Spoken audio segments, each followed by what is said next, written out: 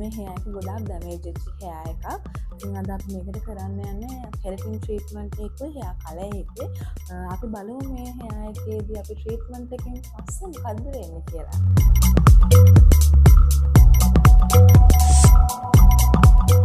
අපි දැන් පටන් අරන් ඉන්නේ without bleach color එකක්. අපි මේකේ processing එක මිස් කෙම්ම අහලා බලමු.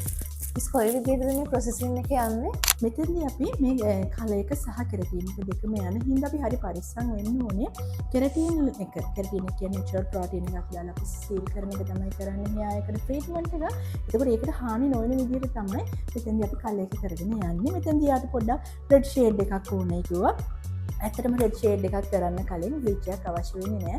මොකද අපි bleach එකක් කළා red shade එකක් දැම්මොත් වෙන්නේ ඉක්මනට fade වෙලා යනවා. ඒ හින්දා අපි මෙතන without bleach ombre එකක් තමයි අපේ client ඉල්ලන්නේ. ඉතින් ombre එකට අපි තව පොඩි creations ටිකක් දාලා තමයි අද අපි color එක කරගෙන යන්නේ. ඉතින් finally අපි බලමු කොහොමද අපේ color එක අපේ client suit වෙන්නේ කියලා.